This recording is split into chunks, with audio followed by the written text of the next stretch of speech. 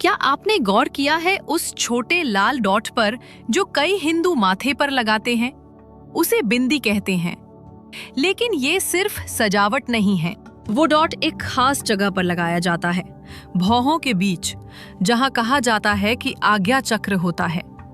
इसे तीसरी आंख भी कहते हैं, जो अंतर्ज्ञान, जागरूकता और ऊंची बुद्धि का द्वार है।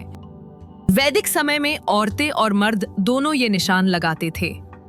प्रार्थना या ध्यान के वक्त माना जाता था कि इससे ध्यान, साफ सोच और आध्यात्मिक जुड़ाव बढ़ता है। परंपरागत रूप से बिंदी कुमकुम या लाल हल्दी के पाउडर से बनाई जाती थी। लाल रंग हिंदू धर्म में शक्ति, दिव्य स्त्री ऊर्जा का प्रतीक है। ये प्रेम, ताकत और बदलाव को दर्शाता है। आज बिंदियां हर रूप में मिलती हैं। स्टिक ऑन ज्वेल्स, काले डॉट्स या सुनहरे डिजाइन्स।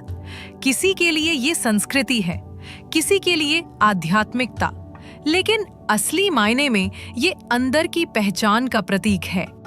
बिंदी हमें याद दिलाती है कि असली नजर सिर्फ आंखों से देखने की नहीं, बल्कि आत्मा से महसूस करने की होती है।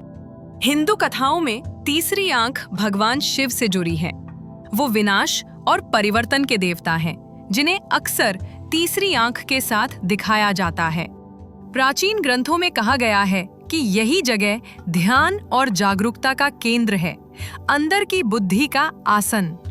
बिंदी यही लगाई जाती है ताकि हमें याद रहे, ये छोटी और गोल होती है, ध्यान के बिंदु जैसी, जो हमें अपने विचारों को केंद्र में लाने और मन को शांत करने की राह दिखाती है।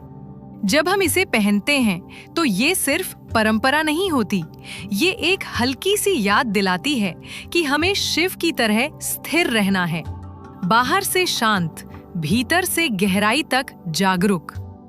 ये एक रोज की दावत है, थोड़ा रुकने की और अपने अंदर की दिव्य चमक से जुड़ने की।